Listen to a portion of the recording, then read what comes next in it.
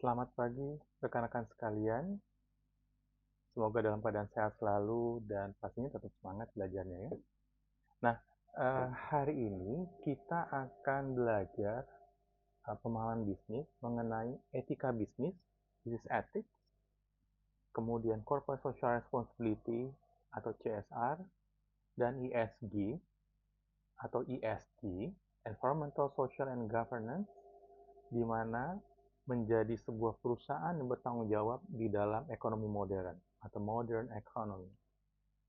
Tentu masih dalam situasi dunia yang begitu kompleks, baik dari bersifat VUCA maupun bersifat BANI. Saya akan terus-menerus mengulangi tentang wilayah dunia kita saat ini, wilayah dunia teman-teman yang akan menghadapi ini baik sekarang maupun di masa depan. Nah, rekan-rekan sekalian, ada satu hal yang perlu saya sampaikan. Etika bisnis ini uh, adalah suatu bentuk keunggulan tersendiri. Uh, Banyak jalan cara mencapai keunggulan perusahaan, sehingga menjadikan perusahaan yang teman-teman bekerja menjadi lebih bertanggung jawab, itu sebuah keunggulan. Kenapa? Karena banyak perusahaan yang tidak mau bertanggung jawab. Masih banyak perusahaan yang tidak memiliki rasa bertanggung jawab. Jadi, ketika kita bisa membangun perusahaan semakin bertanggung jawab, maka itu adalah sumber dari keunggulan. Disitulah nanti lulusan teman-teman lulus sekolah, kuliah dari sini dan bekerja, lalu insya Allah karirnya makin naik, amin, dan menjadi seorang manajer di suatu perusahaan, maka uh, patut harus diingat bahwa business ethics, CSR, ESG ini adalah sumber keunggulan. Di dunia modern, di luar sana, ini sudah menjadi sumber keunggulan. Nah, itu penting yang teman-teman harus pahami. Karena itu, saya akan sampaikan materi ini kepada rekan-rekan sekalian. Kita mulai ya. Baik, hari ini seperti biasa saya akan selalu memberikan gambaran apa sih yang akan dipelajari hari ini. Kemudian ini harus teman-teman penting pegang dan sebagai bentuk panduan sebenarnya apa yang sedang dipelajari hari ini.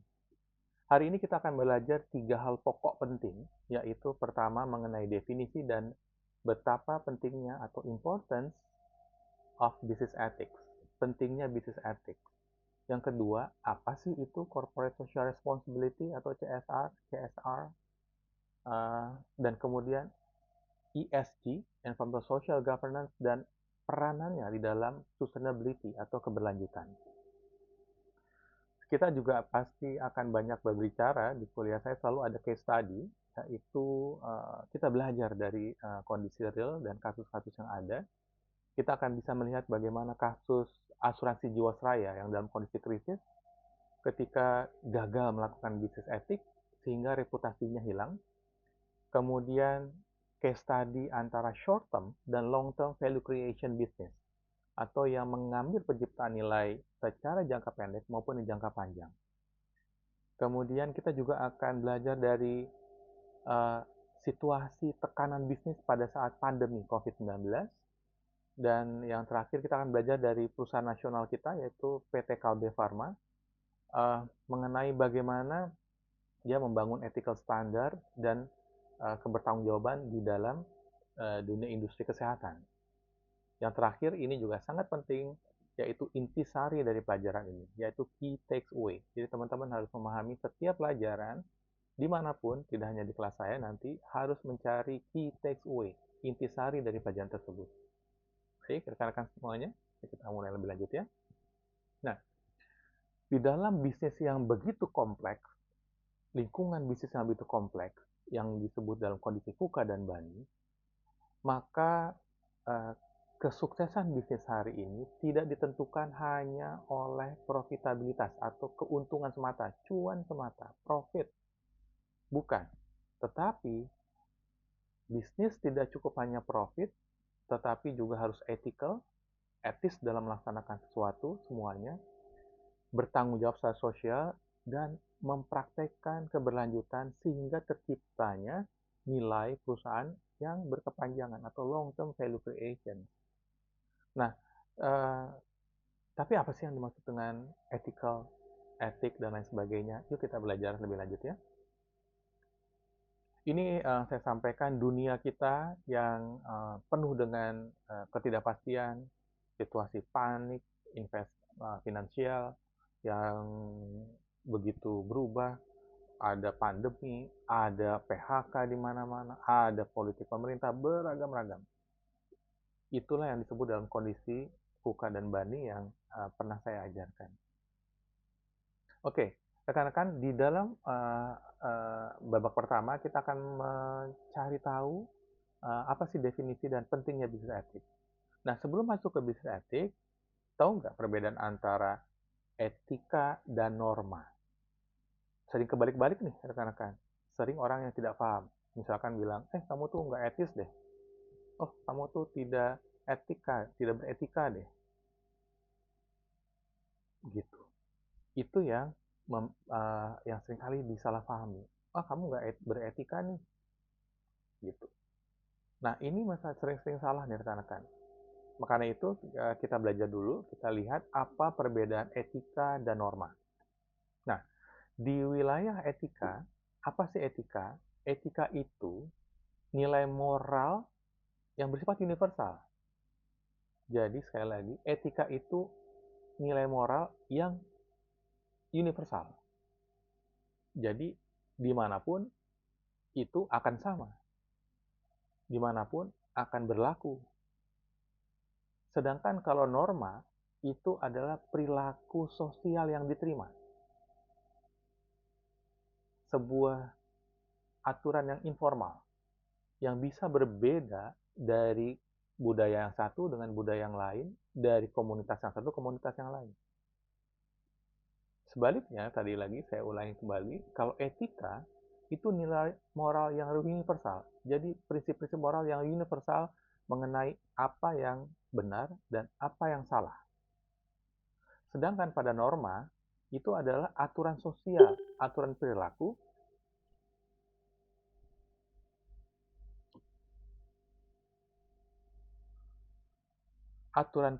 rekan-rekan, mohon maaf agak terpotong, aturan perilaku yang berada di sebuah komunitas tertentu, di budaya tertentu.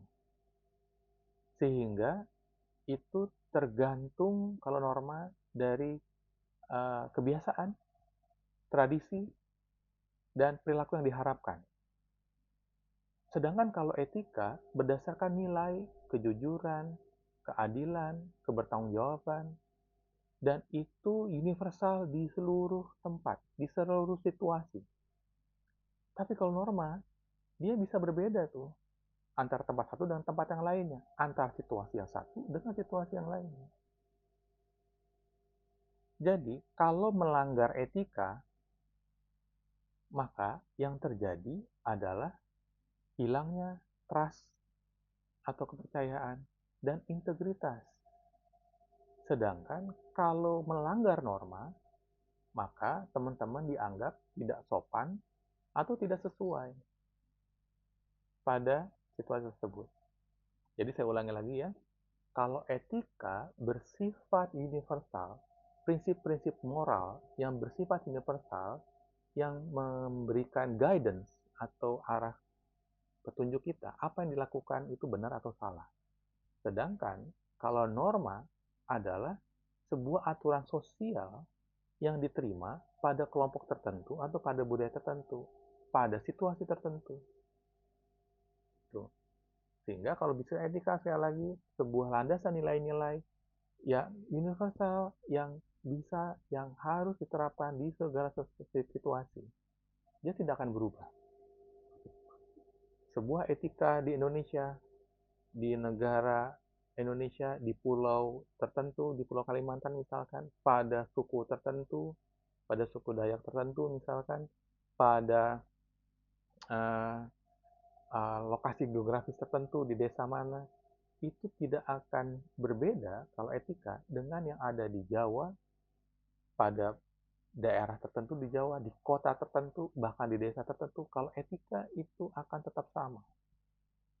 Tapi kalau norma, norma adalah aturan sosial yang diterima, yang disepakati tadi, maka norma di dalam perilaku, norma di dalam adat suku Dayak akan berbeda dengan norma pada suku Madura di Jawa.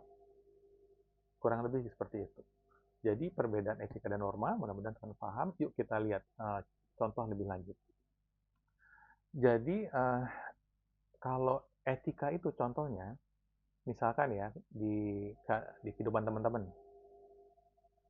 curang selama ujian. Kalau yang beretika, pasti dia tidak akan melakukan curang di dalam ujian. Coba kita uji, kita cek sekarang ya. Apakah kalau curang di daerah Sulawesi, di suku Bugis, akan berbeda dengan yang ada di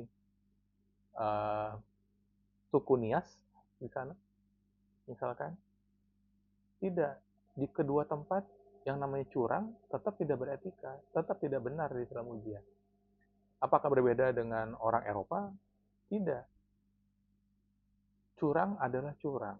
Dimanapun tempatnya, curang dalam ujian adalah bentuk curang. Atau menjiplak tugas, itu adalah topik etika juga. Kalau teman-teman tidak melakukan plagiarism atau plagiat atau mengcopy dengan tanpa izin, maka itu tetap tanpa melakukan itu maka tetap salah dimanapun gitu. Tapi kalau norma misalkan angkat tangan sebelum ngomong, sebelum bicara, sebelum bertanya, angkat tangan dulu. Itu adalah perilaku yang diterima di kelas. Itu adalah norma tuh. Nggak bisa langsung ngomong. Karena di aturan bersama di dalam kelas, kita udah sepakati dan diterima oleh semua orang. Bahwa kalau mau bertanya, angkat tangan dulu. Maka kalau bertanya tidak angkat tangan, langsung nyerocos jawab, itu adalah perilaku yang tidak bisa diterima. Tapi ini bisa berbeda kalau tidak ada di dalam kelas. Gitu. Coba contoh kita lihat di dalam acara-acara talk show di televisi. Itu nggak perlu angkat tangan, seringkali nyerocos. Dan bisa berdebat antara nyerocos gitu. Dan dibiarkan gitu ya. Seringkali biarkan atau biar rame dan segala macam. Itu normanya berbeda kan di dalam kelas. Di dalam kelas kalau ngomong kita angkat tangan dulu.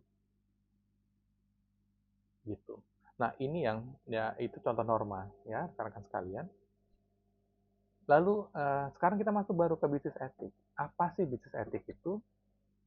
Dari pelajaran perbedaan etika dan norma tadi, maka etika bisnis adalah sebuah prinsip-prinsip moral, sebuah rangkuman prinsip-prinsip moral yang mengguidance ataupun memberikan jalan petunjuk, guidance, mengguide, mengarahkan bagaimana organisasi dan individual di dalam organisasi berperilaku di dalam aktivitas bisnis dan pengambilan keputusan. Saya ulangi, itu saya warnain tuh ya, yang hijau. Kata kuncinya adalah moral principle yang mengguidance, yang memberikan arah bagaimana organisasi dan individual di dalamnya atau orang-orang di dalamnya berperilaku di dalam aktivitas bisnis dan pengambilan keputusan. Oke, jadi komponennya ada 3 nih. 1, moral principles atau prinsip benar atau salah. Itulah bisnis etik. Yaitu benar atau salah bisnis etik itu merujuk pada moral principles. Nah ini yang akan menjadi guidance aksi atau tindakan sehari-hari dari perusahaan. Yang kedua, moral principles. Setelah moral principles adalah standard guiding business behavior. Etika menyiapkan sebuah guideline, sebuah petunjuk dengan yang mempengaruhi bagaimana bisnis harus bersikap kepada customer, kepada employee, kepada partner bisnis, dan kepada masyarakat. Jadi etika bisnis itu mengguidance.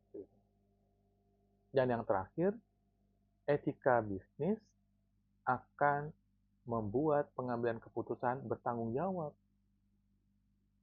Gitu. Jadi, setiap pengambilan keputusan beretika membutuhkan seorang manajer ataupun pimpinan perusahaan untuk mempertimbangkan keadilan, kejujuran, dan konsekuensi sosial ketika mengambil aktivitas bisnis atau keputusan. Oke, jadi sekali lagi, bisnis etik saya ulangi lagi adalah sebuah rangkaian moral principle, prinsip moral, gitu ya, yang mengguide bagaimana organisasi dan individual berperilaku di dalam aktivitas bisnis dan pengambilan keputusan. Sehingga bisnis etik itu memiliki 3 komponen berarti kan. Satu, sebuah prinsip benar atau salah. Yang kedua, menjadi standar dari perilaku di dalam bisnis. Yang ketiga, menjadikan pengambilan keputusan yang bertanggung jawab. Oke. Kenapa jadi penting etika di dalam bisnis? Karena ini penting sekali. Orang makan pasti berpikir, ngapain sih kita capek-capek harus memikirkan bisnis etika atau etika bisnis? Karena ada 3 hal paling tidak teman-teman semuanya. Satu, etika bisnis menjadi penting karena etika bisnis akan membangun kepercayaan di hadapan para pemangku kepentingan, stakeholder. Siapa itu stakeholders? Nanti kita akan belajar. Siapa itu stakeholders? Stakeholders itu mulai dari customer, employee, investor, publik, dan lain sebagainya. Bisnis yang tidak mendapatkan trust dari para stakeholder, salah satu stakeholder customer aja. Kalau bisnis kita nggak dipercaya, produk kita mau dibeli nggak? Gitu. Terus yang kedua, kenapa penting? Karena mencegah resiko reputasi dan hukum bagi perusahaan. Karena perusahaan yang melanggar etika akan terkena hukum dan kemudian resiko reputasinya jadi makin rusak. Nanti kita ada contohnya. Lalu kenapa penting?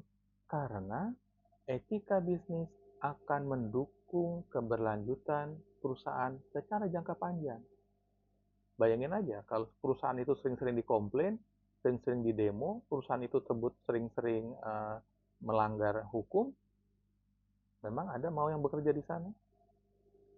Atau manajer-manajer yang bagus, teman-teman mau nggak bekerja di sana kalau ada perusahaan yang sering melanggar hukum? Pasti kena kecipratan masalah, begitu kan? Jadi dengan kata lain, teman-teman semuanya, jika ada perusahaan atau organisasi yang melanggar standar etik, akan berhadapan dengan apa? Kerusakan reputasi perusahaan, terkena kasus hukum, dan kehilangan customer-nya atau pelanggan. Nah ini contoh teman-teman semuanya. Ketika bisnis etik dilanggar, maka reputasi perusahaan hancur. Jadi di tahun sekitar tahun 2019 muncul kasus asuransi Jiwasraya. Jadi customer-nya gagal, Jiwasraya gagal bayar kepada customer-nya. Tidak tanggung-tanggung, triliunan rupiah. Dan bahkan ternyata setelah diteliti, diperiksa lebih lanjut, terjadi kecurangan di dalam proses bisnisnya. Dan sekarang sudah dilakukan sebuah tuntutan dan sudah dibawa ke pengadilan. Jadi bagaimana caranya mereka memanipulasi?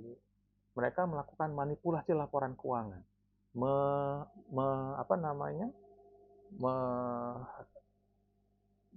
mengumpetkan atau memanipulasi dan hiding losses. Jadi sebenarnya kerugiannya dia tutup-tutupi gitu. Terus kemudian dia berinvestasi di saham-saham yang sangat berisiko tinggi. Sudah dia menanamkan saham yang berisiko tinggi, tidak melakukan keseimbangan di dalam investasi. Kan uangnya asuransi itu kan karena dia premi yang kita bayarkan diinvestasikan kepada saham-saham tertentu, kemudian nanti dapetin hasil dan lain sebagainya. Berputarnya bisnisnya seperti itu. Nah, itu ada aturannya. Dari pemerintah pun juga sudah ada aturannya. Bagaimana portofolio atau kombinasi saham-saham yang harus dilakukan di dalam perusahaan asuransi. Nah, dia memanipulasi hal tersebut. Sehingga terjadilah skandal finansial. Akibat skandal finansial ini, maka terjadilah reputasi yang sangat merusak dan akhirnya publik juga tidak ada trust-nya lagi. Apa yang kita bisa pelajari dari sini? Etika dalam tata kelola, dalam mengelola perusahaan menjadi esensial untuk keberlanjutan secara jangka panjang perusahaan. Karena ketika transparansi dan integritas diabaikan, sebuah perusahaan akan menghadapi kehilangan profitnya dan pada akhirnya akan kolaps karena terjadinya kerusakan reputasi. Reputasi itu penting. Kalau teman-teman tidak dipercaya, misalkan nanti di dalam perusahaan, memang ada yang mau mempekerjakan teman-teman. Itu sama seperti itu. Karena itu, saya selalu menyarankan kepada rekan-rekan yang ingin berkarir, jaga niat dari awal. Karena etika itu dimulai dari niat. Niat bagaimana mau bekerja, niat bagaimana mencapai kinerja, dan lain sebagainya. Oke? Sehingga teman-teman semuanya, kalau perusahaan yang beretika, dia akan menempatkan keamanan pelanggan dan transparansi untuk mencapai kepercayaan.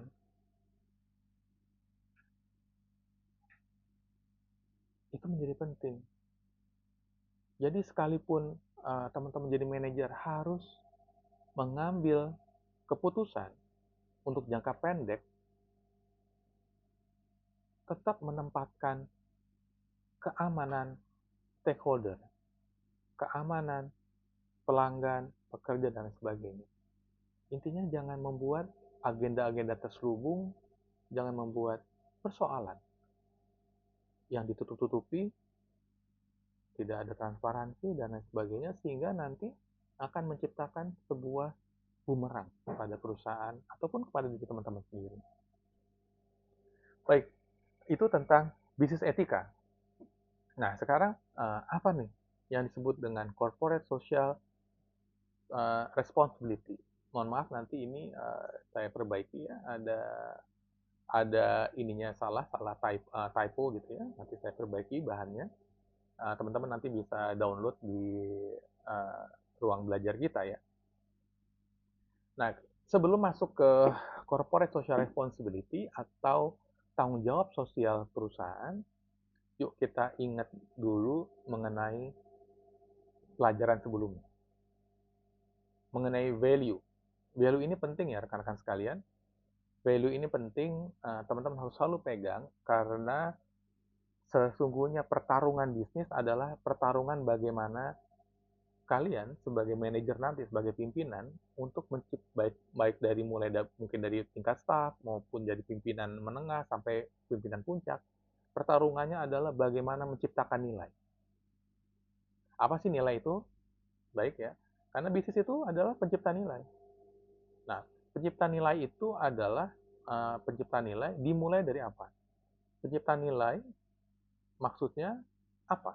Oke, ingat sekali lagi, bisnis itu mentransformasikan sumber daya, baik sumber daya tangible maupun intangible, sumber daya yang fisik terlihat, yang bisa disentuh diraba, dengan intangible. Intangible itu yang nggak kelihatan.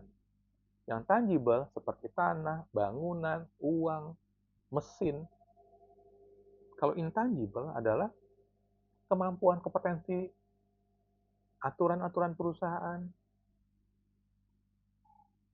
kemudian sepak terjang perusahaan, itu adalah intangible. Gitu. Jadi perusahaan itu bisnis mentransformasikan sumber daya menjadi produk, baik jasa maupun barang. Jadi mentransfer menjadikan produk. Di sinilah ada proses menjadikan produksi. Setelah itu produk tersebutlah yang ditawarkan. Nilai yang ditawarkan kepada customer di pasar. Untuk apa? Memenuhi kebutuhan dan keinginan mereka. Itu. Itulah yang disebut dengan bisnis sebagai pencipta nilai. Karena mentransformasikan tadi resource produk, resource menjadikan produksi, menjadikan produk, lalu memberikan nilai kepada konsumen, kepada pekerja, kepada semua stakeholder di pasar. Value.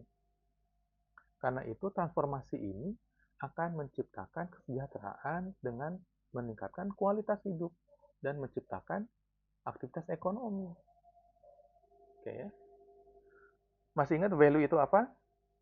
Sekali lagi, bisnis sebagai value creator seperti ini. Dan value itu adalah apa yang benefit yang kita hadirkan kepada pelanggan terhadap biaya yang dia keluarkan. Itu adalah value. Gitu. Oke. Nah, lalu kita masuk ke pengenalan ini ya, corporate social responsibility. Atau kita sebut CSR. CSR bahasa Indonesia, CSR in English gitu ya. CSR itu adalah mengenali bagaimana bisnis itu tidak hanya bertanggung jawab terhadap pemegang saham atau pemilik perusahaan, tetapi juga bertanggung jawab kepada sosial dan komunitas. Kenapa bisnis itu harus bertanggung jawab? Ya karena kalau tidak, bisnis itu kan bukan sesuatu yang hidup sendirian, betul? Sepakat nggak? Kayak teman-teman, apakah teman-teman hidup sendirian? Tidak, di sekitarnya ada macam-macam. Ada teman-teman yang lainnya, ada guru, ada orang tua, ada uh, masyarakat lainnya, macam-macam. Jadi tidak ada sebuah organ ataupun sesuatu yang berdiri sendiri, ya ada sekelilingnya. Dan sekelilingnya itu yang membuat kita ada. Oh Pak, saya mau di hutan aja sendirian. Tetap di hutan pun nggak sendirian. Teman-teman ada pohon-pohon, ada hewan, ada angin, dan lain sebagainya. Jadi pada dasarnya kita tidak sendirian. Karena itu bisnis dia tidak bisa hanya bertanggung jawab kepada pemilik saham atau pemegang saham tanpa bertanggung jawab terhadap masyarakat dan lingkungan sekitarnya. Karena dia tidak berdiri sendiri.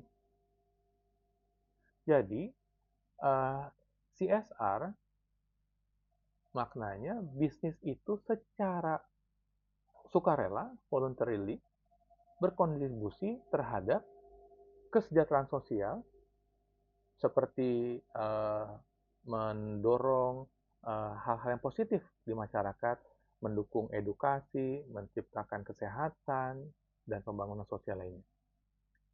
Lalu kedua, berkontribusi terhadap perlindungan lingkungan. Seperti tadi ya, karena kita tidak sendirian, ada lingkungan sekitarnya. Teman-teman beraktivitas bisnis sendirian, lalu bikin jembatan ke jalanan, memampetkan saluran air misalkan, kan banyak tuh yang terjadi, bikin ruko misalkan di depannya selalu ada saluran air, terus tiba-tiba ditimbun gitu ya. Pasti akan banjir suatu saat dan kemudian akan berbalik merusak ruko tersebut, toko tersebut. Begitu juga bisnis organisasi yang lebih luas. Teman-teman makin merusak lingkungan sekitar, dia akan berbalik. Karena tadi kita tidak hidup sendirian, ya kata-kata. Jadi, sekali lagi ulangi, CSR itu bisnis yang secara sukarela berkontribusi terhadap sosial, kesejahteraan sosial, perlindungan lingkungan, dan yang terakhir apa? Perkembangan masyarakat. Melalui apa? Misalkan ya, mendukung komunitas lokal dengan sarana jalan raya, pelatihan, program ekonomi, UMKM, dan lain sebagainya. Ini menjadi penting, gitu rekan-rekan sekalian. Ya, jadi saya ulangi, CSR mendorong perusahaan atau bisnis secara sukarela berkontribusi terhadap kesejahteraan sosial, perlindungan lingkungan, dan pengembangan komunitas atau masyarakat. Lalu kita juga mengenal yang disebut dengan ESG, Environmental, Social, dan Governance. Nah, ESG ini apa? Nah, sekarang teman-teman semua di dunia bisnis, baik di Indonesia maupun di luar negeri, Eropa, Jepang, China, bahkan sekarang Amerika, hampir seluruh dunia sekarang, itu investornya menerapkan yang namakan ESG, Environmental, Social, dan Governance. Dan itu nanti akan di-rating setiap perusahaan, teman-teman. Dinilai, kemudian di-rating. Kalau ratingnya makin buruk, maka investor juga tidak mau masuk, tidak mau taruh uang. Gitu. Nah, ini hati-hati penting. Kalau teman-teman, maka itu saya hadirkan supaya teman-teman memahami ini dari sejak awal. Walaupun memang masih sederhana, tetapi harus dipahami bahwa ESG itu sekarang menjadi sebuah kerangka yang digunakan oleh investor maupun stakeholder. Stakeholder ini tadi luasnya pemerintah, masyarakat, employee, dan lain sebagainya, untuk mengevaluasi bagaimana pengelolaan perusahaan itu dilakukan secara bertanggung jawab, baik mengelola lingkungan, mengelola sosial, dan mengelola tata kelola. Tata kelola itu nanti kita cerita sedikit. Bagaimana operasinya ini perusahaan ini bertanggung jawab, karena akan mempengaruhi penciptaan nilai jangka panjang bagi perusahaan. Jadi mesti hati-hati di situ, teman-teman harus paham ini sangat baik. Environmental itu adalah sebuah dimensi di mana perusahaan akan dievaluasi bagaimana mereka mengelola dampak lingkungan. Misalkan penggunaan air, emisi karbon, dan lain sebagainya. Lalu aspek sosial adalah sosial komponen yang berfokus kepada bagaimana perusahaan mengelola kondisi sosial di stakeholder, baik kesejahteraan employee, perlindungan konsumen, community engagement. Community engagement adalah pelibatan tadi pengembangan sosial dan sebagainya. Yang ketiga governance nih, yang sering dan perusahaan di Indonesia banyak bermasalah, banyak sekarang.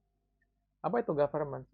Governance itu mulai dari menguji bagaimana kepemimpinan dalam perusahaan dalam melakukan transparansi, perusahaan bisnis yang transparan, akuntabilitas, dan manajemen yang mempraktikkan etika. Sekali lagi, bagaimana governance itu akan menguji bagaimana sebuah perusahaan atau aktivitas bisnis melakukan praktek-praktek pengelolaan yang etik. Pengelolaan bisnis yang etik. Tidak melakukan cogokan, tidak melakukan menyuap ataupun korupsi, fraud, dan lain sebagainya. Kita banyak lihat perusahaan yang tergulung masalah hukum dan akhirnya tidak berkembang karena dia melakukan perbuatan melawan hukum tadi. Gitu ya. Itu salah satu contohnya. Nanti kita akan dalam lebih lanjut. Sehingga teman-teman semuanya, inilah the battle, pertarungan antara short term, jangka pendek dengan jangka panjang. Di dalam apakah ada perusahaan yang short term? Masih ada. Seperti apa sih perusahaan yang short term atau berjangka pendek? Perusahaan intinya adalah perusahaan yang hanya mementingkan cuan. Hanya ingin mendapatkan pendapatan saja. Dia nggak peduli yang lainnya. Ada nggak perusahaan yang seperti ini? Oh, masih banyak. Masih ada juga. Tetapi banyak juga perusahaan yang sudah memikirkan jangka panjang. Kan rugi. Udah bangun perusahaan, dibangun dari nol, berbisnis, terus hanya memikirkan cuan, maka suatu hari akan menjadi masalah perusahaan tersebut. Sehingga teman-teman semuanya, penciptaan nilai jangka panjang atau long-term value creation itu adalah sebuah orientasi strategis yang membedakan perusahaan satu dengan perusahaan lainnya, yang membuat bisnis kita menjadi berdaya tahan atau resilient. perusahaan yang jangka panjang sangat memperhatikan kekuatan brand. Dia nggak mau nih merusak reputasi. Cara merusak reputasi kan adalah tadi, tidak beretika, masa bodoh, itu merusak reputasi. Jadi sangat memperhatikan kekuatan brand. Yang kedua, sangat memperhatikan kapasitas inovasi. Dia berinovasi terus. Kenapa berinovasi? Karena lingkungan kita terus berubah. Yang ketiga, sangat memperhatikan ESG performance. Yang keempat, tadi ya, ESG performance atau kinerja ESG, kinerja terhadap lingkungan, kinerja terhadap sosial, dan kinerja terhadap tata kelola. Dan yang terakhir adalah stakeholder trust. Mendapatkan, merebut kepercayaan dari para stakeholder. Pemangku kepentingan kalau bahasa Indonesia. Oke. Ini tadi sebagian yang sudah saya contohkan. Kerangka ESG tadi, secara garis besar apa. Nah, ini beberapa item-item yang kita contohkan. Bagaimana perusahaan mengelola dampak lingkungannya. Tadi mulai dari air bersih, bisa jadi polusi udara, pengolahan sampah, deforestasi, energi efisiensi, dan lain sebagainya. Intinya sangat bergantung kepada jenis perusahaannya apa ya, yang mana yang paling berpengaruh terhadap perusahaan. Begitu juga kondisi sosial, kepuasan pelanggan, gender, pekerja, kemudian komunitas, dan lain sebagainya, hak asasi, juga governance. Tadi ya, tidak melakukan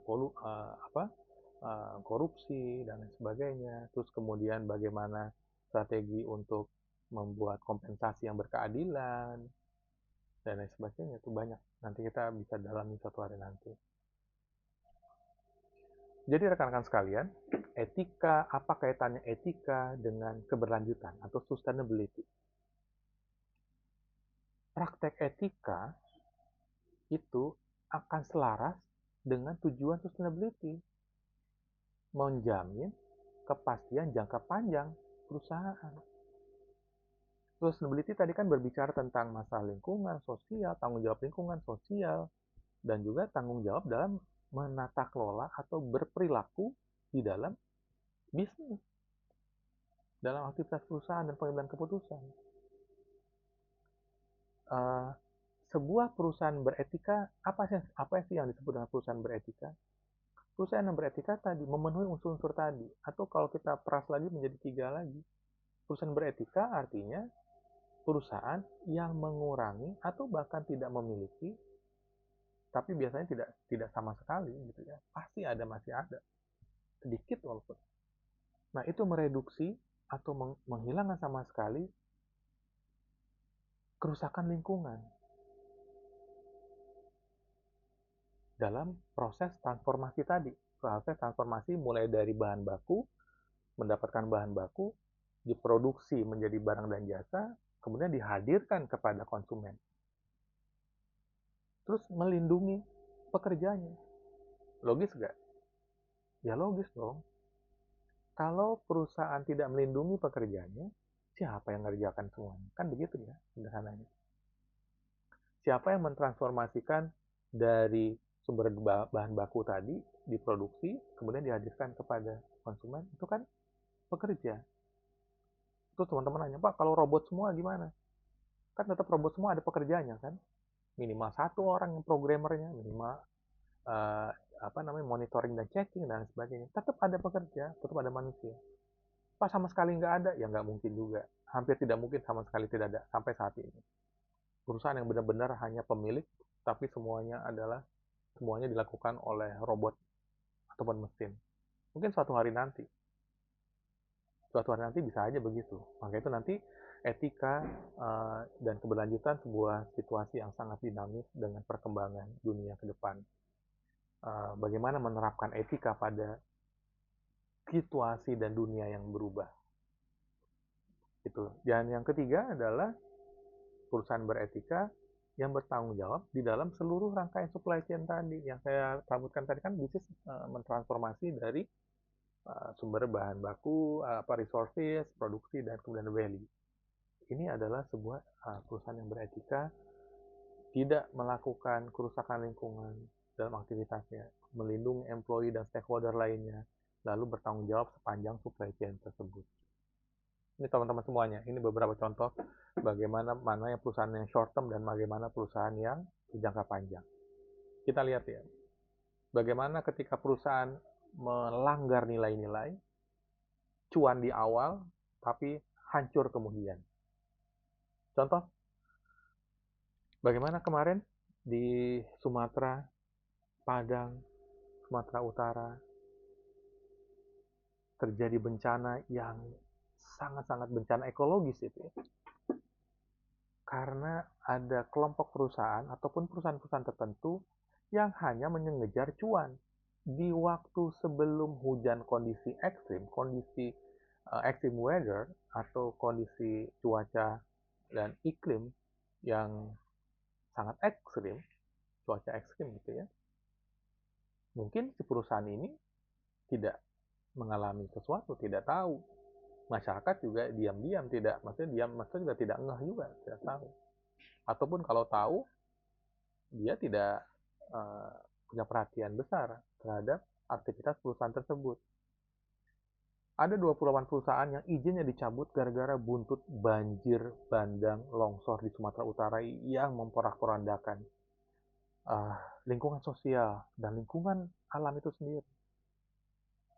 Masyarakat pun kehilangan tanahnya, kehilangan desanya, harus kehilangan rumahnya, kehilangan semua aset-aset yang berharga seperti ternak dan lain sebagainya, bibit.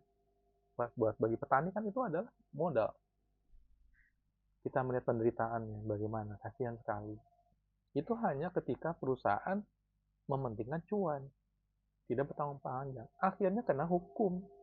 Dicari nih perusahaan yang bertanggung jawab itu siapa. Ditemukanlah ada 28 perusahaan menurut investigasi tersebut dan akhirnya dicabut izinnya. Nggak berlanjut perusahaannya. Itu tadi kasus asuransi Jiwasraya yang sebelumnya saya sampaikan. Kena itu masalah. Reputasi yang Jiwasraya yang dari zaman dulu hilang begitu saja.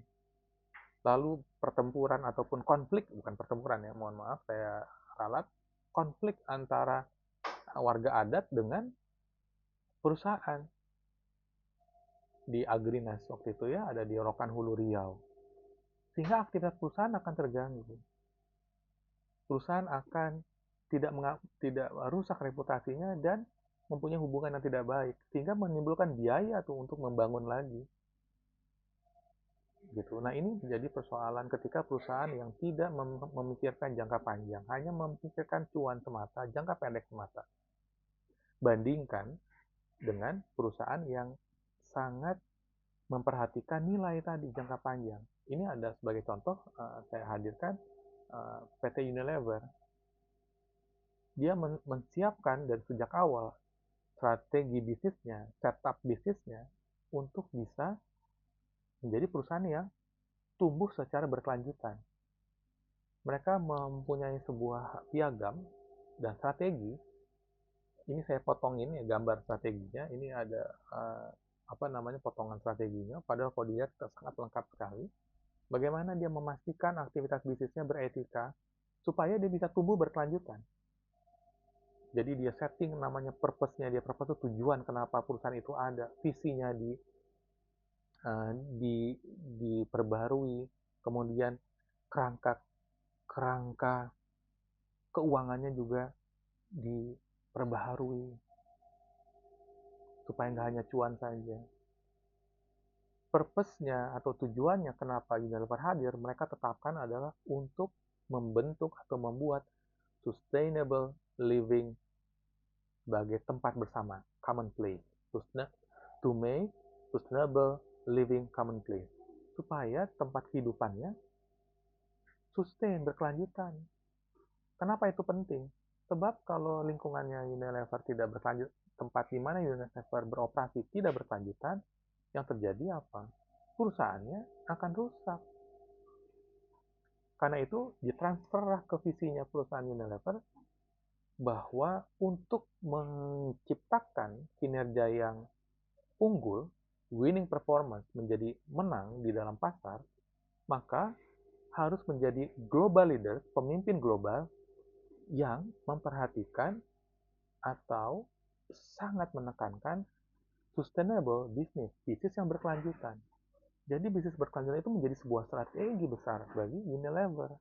Itu yang membedakan dengan contoh perusahaan tadi yang merusak lingkungan, akhirnya merugikan banyak masyarakat, dan akhirnya merugikan bagi diri mereka sendiri. Itu ya rekan-rekan contohnya. Yuk kita lanjut berikutnya.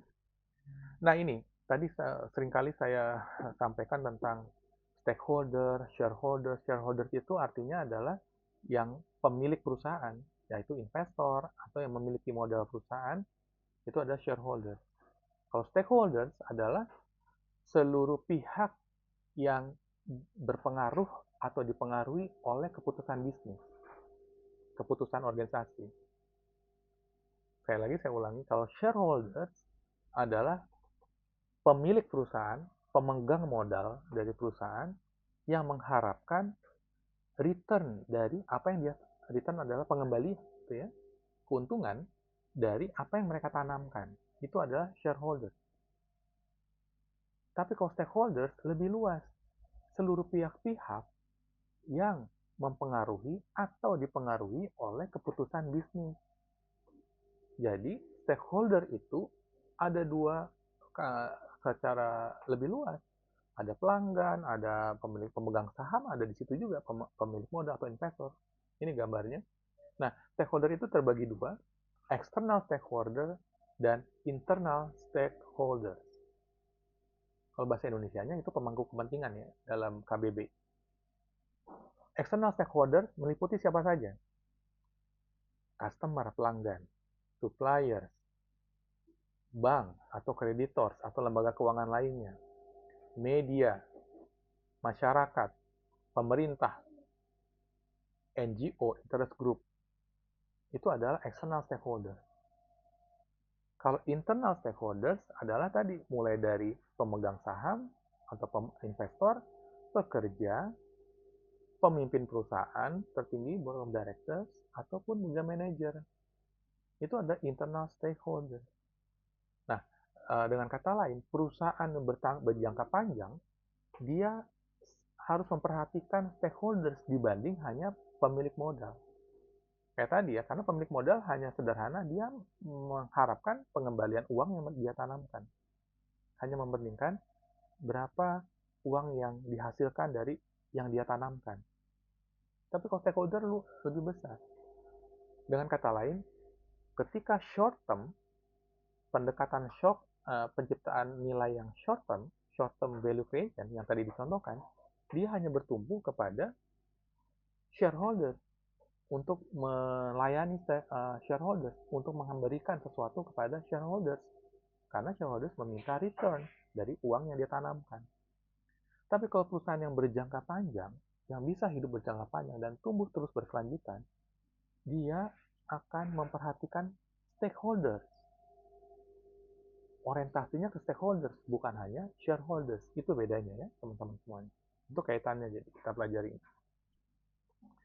Nah, lalu apa yang disebut dengan ethical decision making? Nah, ethical decision making atau pengambilan keputusan yang beretika itu melibatkan 3 hal. Satu, mengenali isu etik. Ethical issues-nya dikenali. Jadi manajer, nanti teman-teman jadi pekerja maupun manajer dan pimpinan, harus mengenali di perusahaan rekan-rekan isu etikalnya apa saja. Karena bisa berbeda-beda isu etikalnya. Misalkan, perusahaan yang di pinggir pantai, salah satu isu etikalnya adalah bertanggung jawab terhadap kehidupan air di sana. Tidak membuang, tidak melanggar lingkungan air. Tetapi kalau perusahaan yang ada lingkungan air dalam artian pantai gitu ya, kalau yang dia ada di pinggir pantai. Tapi kalau perusahaan di gunung seperti Aqua misalkan, sama-sama melindungi, etikanya sama. Dia tidak berbeda antara di gunung dan di laut. Tidak boleh merusak lingkungan. Tetapi kalau di Kalau di perusahaan Aqua yang ada di gunung, sumber etikanya, topik etikanya adalah sumber air dalam ataupun air permukaan sungai. Karena dia mengambil air untuk kepentingan bisnis, merubah tadi sumber daya air menjadi diproduksi dan dihadirkan ke konsumen.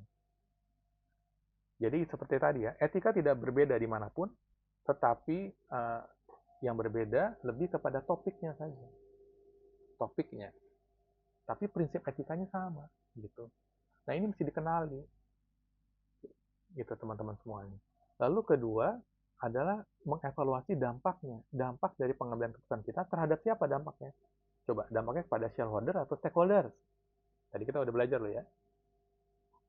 Jadi, etika, pengambilan keputusan yang beretika, dia mengevaluasi dampaknya terhadap stakeholders. Stakeholders ya, kata kuncinya, bukan shareholders. Yang ketiga adalah setelah kita mengenali, mengevaluasi dampaknya, maka kita perlu memilih aktivitas operasi yang bertanggung jawab, choosing responsible action. Oke, itu adalah keputusan beretika. Kita belajar di sana. Di sini saya sebutkan ya, managers must consider not only profit but also the ethical implications of their decisions. Manager must consider, harus mempertimbangkan not only profit, bukan hanya profit, bukan hanya keuntungan semata, tapi but also the ethical implications, implikasi etiknya dari apa-apa yang mereka putuskan, dari apa-apa yang teman-teman putuskan.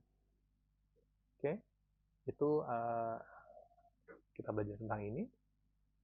Nah, tadi yang saya cerita di awal, bisnis etik itu menciptakan keunggulan.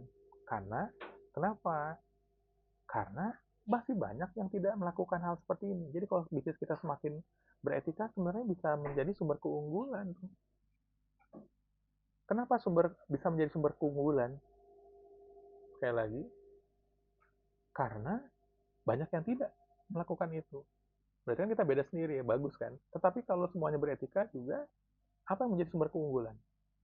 Sumber keunggulan dari etika bisnis atau bisnis yang beretika adalah mendapatkan kepercayaan dari customer. Pelanggan pasti akan lebih percaya untuk menggunakan produk kita. Contohnya tadi, kalau asuransi ya, asuransi Jiwasraya kita kembali. Kalau dia sudah menipu dan memanipulasi pelanggannya, memang ada yang mau beli lagi produk asuransi Jiwasraya? Susah, susah untuk dibeli lagi.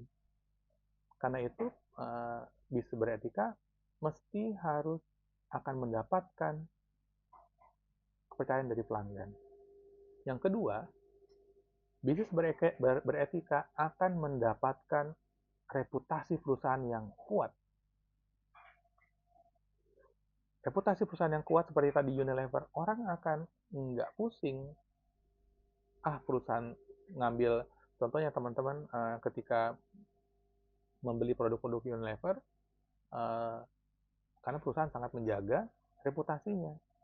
Dia nggak mau bermain-main dengan permasalahan itu, termasuk beretika.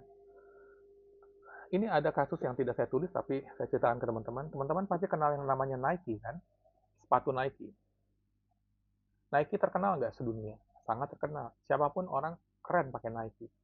Ada suatu masa ketika terlaporkan bahwa produsen manufakturnya Nike di sebuah negara, baik di Vietnam, termasuk di Indonesia, dan di negara-negara berkembang. Saya agak balik sedikit. Nike itu kan gini, perusahaan itu hanya mendesain, lalu produksinya dia kasih ke vendor-vendor, ke supplier, memproduksi sepatunya itu, baik ke Vietnam, ke Indonesia, nggak hanya dia produksi Amerika, jarang gitu. Mereka tuh hanya pendesain, mereka produksinya dikasih ke negara-negara lainnya. Lalu terungkaplah bahwa yang mengerjakan di pabrik manufaktur vendor Nike tersebut itu anak-anak atau pekerja anak. Itu sempat rame, pada itu sekitar tahun 90-an. Nanti teman-teman bisa cari di Google ya, situasi tersebut, di mana Nike mempekerjakan pekerja anak. Padahal itu vendornya loh ya, vendor memproduksi Nike. Nike kan lebih banyak mendesain sepatu, perusahaan desain sebenarnya. Dia bukan memproduksi sepatunya, produksinya lewat vendor gitu. Nah, ini menjadi terungkap dan terjadi skandal. Sempat pada suatu masa reputasi Nike itu terganggu dengan itu dan mulai turun. Pelanggannya tidak mau beli, banyak yang nggak mau beli lagi, terus investor juga tidak mau masuk. Akhirnya perusahaan Nike globalnya yang di Amerika, dia memperbaiki vendornya. Vendornya harus memastikan tidak ada lagi pekerjaannya. Gitu. Nah ini salah satu contoh ya, dia memperbaiki, tapi itu kan udah jadi biaya, karena udah jadi reputasinya sempat terganggu dan pelanggan mempertanyakan dan tidak membeli, penjualannya turun, investasinya turun, apa investornya maksudnya turun untuk melakukan investasi, kan itu kerugian besar. Nah, yang ketiga kaitannya tadi, perusahaan beretika membuat long term investor confidence atau kepercayaan diri investornya lebih tinggi dan lebih berjangka panjang. Karena nggak mau lah, teman-teman mau nggak sih naruh uang ke perusahaan rekan-rekan lainnya? Misalnya teman-teman yang lainnya nih ada punya bisnis nih, terus kita mau taruh investasi, mau nggak kita taruh uang di dia kalau dia nggak bisa dipercaya? Ini banyak kasus. Jangankan ini deh teman-teman semuanya. Investasi itu sama aja, contohnya yang paling sehari-hari, ada teman-teman deh yang ada punya butuh gitu ya, butuh, wah ini karena ada kebutuhan, lalu pinjam uang nih ke temannya, pinjam uang gitu ya. Misalkan si Ani dan si Badu punya keperluan, terus pinjamlah ke Ani. Lalu Ani karena teman baik, di awal dia kasih tuh pinjaman uangnya. Tapi sekali dia pinjam, dikasih. 2 kali pinjam lagi, terus Ani masih kasih. 3 kali pinjam lagi. Tapi terus si Badu ini tidak bertanggung jawab. Dia nggak bayar-bayar, dia ngemplang, dia malah berbohong misalkan. Ani percaya nggak lama-lama? Tidak percaya. Nggak mau pinjamin lagi uang ke Badu. Bahkan seringkali Ani melapor ke polisi kalau uangnya udah rugi. Kan banyak tuh kasus-kasus tuh. Kan teman-teman bisa ikuti. Awal mulanya teman baik, pinjam, pinjam kasih, tapi ternyata dia malah menipu. Itu sebuah penipuan ketika dia nggak balikin, bahkan lebih kadang-kadang malah kejadian lebih galak tuh terhadap yang minta, yang manipulasi tersebut lebih galak dibanding yang bantu meminjamkan di awalnya. Itu kejadian sehari-hari rekan-rekan semuanya. Jadi di dalam bisnis juga sama. Long term investor confidence itu kalau kita beretika. Badu beretika nggak? Pinjem tapi masa bodoh. Itu adalah orang yang tidak beretika. Ani lama-lama yang dipinjemin dalam tanda kutip nih seolah-olah seperti peminjam atau lenders itu yang meminjamkan uang itu, ataupun investor ketika Badu punya bisnis misalkan, lama-lama nggak percaya, bahkan bisa diajukan ke hukum gitu. Nah disitulah etika teman-teman menjadi sebuah keunggulan. Jadi etika itu bisa dilihat pada tingkat individu sampai ke tingkat organisasi dan perusahaan. Semakin kalian tidak beretika, semakin Anda kehilangan kepercayaan dan kehilangan reputasi, udah pasti, dan kemudian bisa berdampak kepada hukum. Ya, jadi etika di mana-mana sama. Sekali lagi saya ulangi lagi pelajaran di awal tadi, etika tidak berbeda dimanapun. Etika adalah sebuah moral guidance, prinsip moral yang menjadi arah petunjuk. Dia tidak akan berbeda di masyarakat manapun, teman-teman. Nggak peduli pada tingkat individu, pada tingkat perusahaan, pada tingkat negara, dia akan tetap sama. Gitu. Nah ini mesti teman-teman pegang pahami, benar-benar perhatikan beretika. Sehingga etika tersebut dalam bisnis, perilaku beretika, itu memperkuat keunggulan kita, keunggulan organisasi, keunggulan individu, keunggulan perusahaan. Lalu bagaimana nih etika di dalam dunia yang sangat kompleks seperti VUCA dan BANI ini? Masih ingat VUCA? Dunia yang penuh dengan volatile, cepat berubah. Dunia yang penuh dengan uncertain, ketidakpastiannya tinggi. Dunia yang penuh dengan kompleksitas, saling berhubungan, begitu kompleksnya, sehingga sulit kita keluar dari situasi. Yang keempat adalah ambiguitas. Dunia yang penuh dengan ambigu, mana yang benar, mana yang salah, nggak jelas. Gitu. Dunia yang penuh dengan bani, brittle, rapuh, yang kita pikir stabil, tiba-tiba bisa runtuh. Kemudian dunia yang penuh dengan A-nya apa? Ayo, masih ingat nggak? Brittle, anxiety, penuh dengan kegelisahan. Karena begitu ketidakpastian yang banyak, maka terjadi begitu tekanan kegelisahan, kecemasan. And non-linear. Sekarang zamannya yang tidak linear, yang dari A tidak bisa jadi B, bisa jadi dari A ke Z. Hal-hal kecil ternyata bisa menjadi hal-hal besar. Kemudian incomprehensible, teman-teman tidak bisa lagi punya pengetahuan yang cukup, semuanya terjadi sesuatu yang tidak kita duga, yang kita tidak bisa pelajari sepenuhnya. Incomprehensible, itulah dunia teman-teman semua. Lalu etika di dalam dunia seperti ini bagaimana? Disitulah pentingnya etika malah.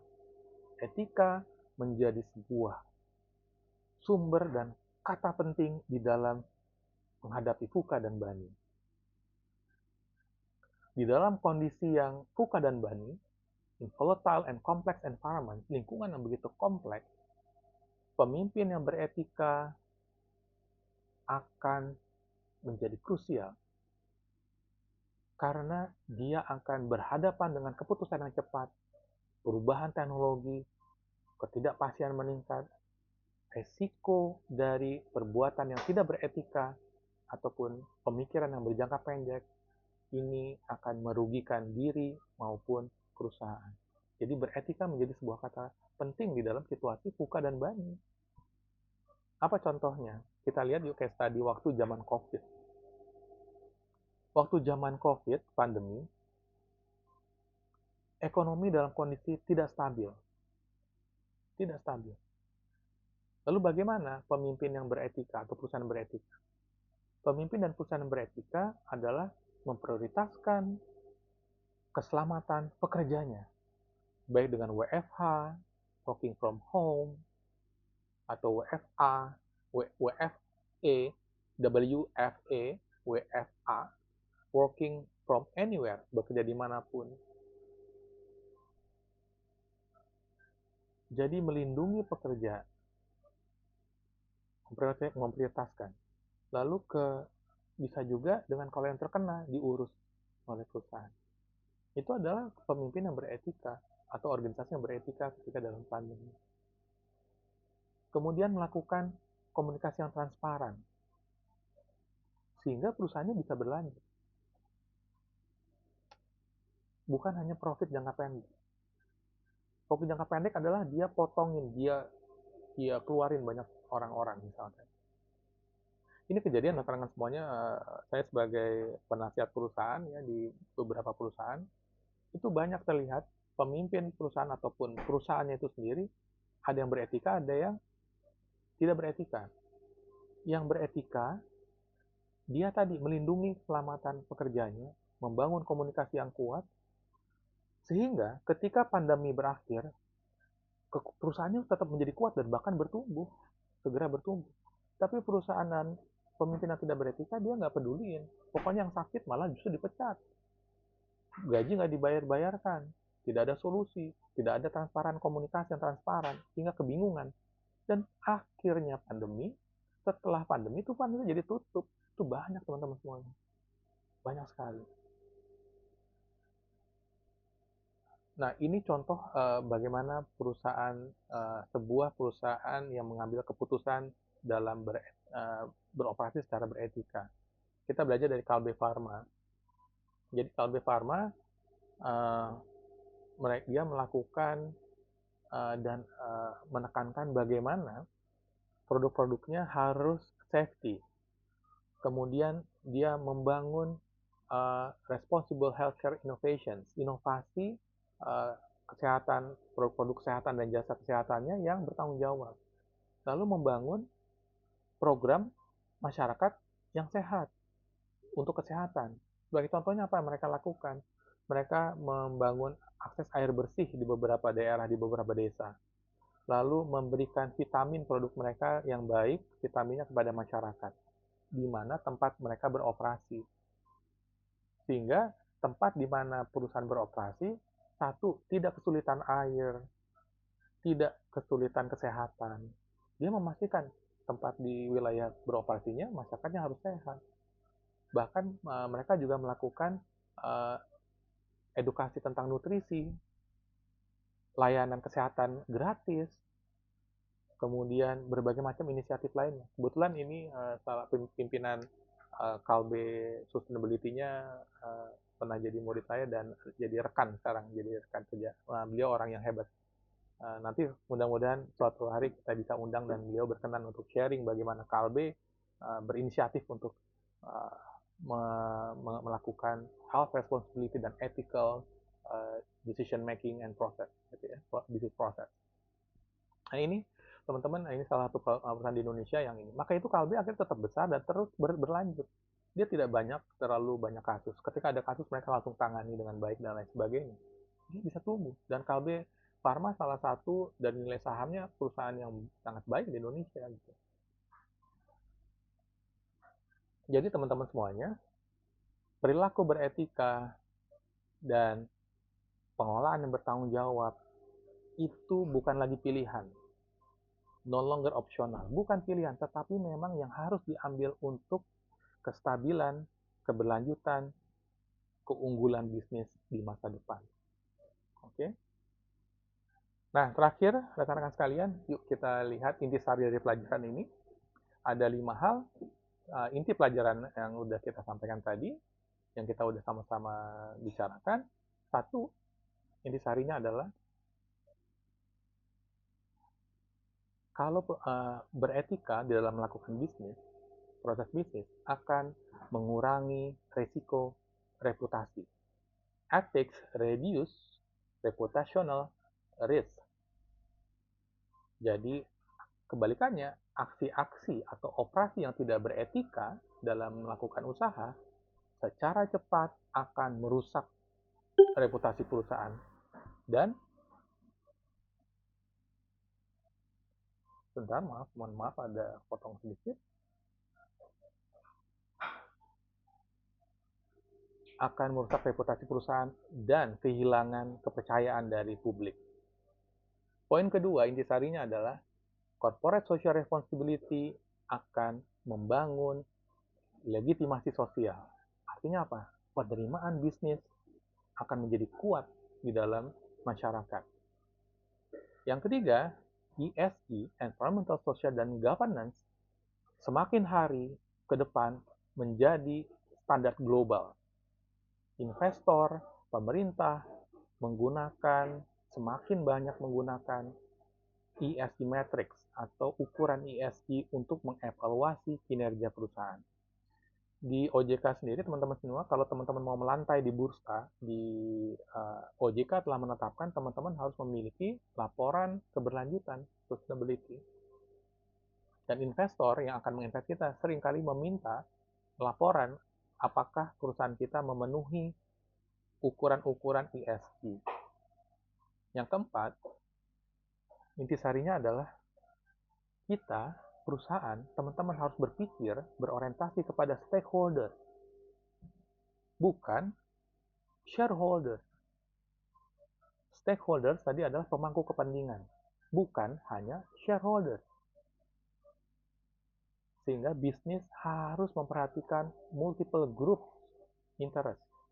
Sebab multiple group itu, yang tadi udah kita lihat di slide sebelumnya, akan berpengaruh dan mempengaruhi keputusan perusahaan. Intisari terakhir adalah bisnis yang beretika akan mensupport, mendukung penciptaan nilai perusahaan jangka panjang. Trust, transparansi, dan keberlanjutan akan membantu organisasi menciptakan kesuksesan perusahaan secara berkelanjutan. Baik rekan-rekan semuanya, itu pelajaran kita hari ini. Terima kasih. Jangan lupa tuliskan pertanyaan nanti di WAG jika masih ada. Lalu bersiap-siap belajar dengan ini karena saya akan keluarkan kuis suatu saat. PDF-nya sudah juga nanti tersedia di dalam SIA kita.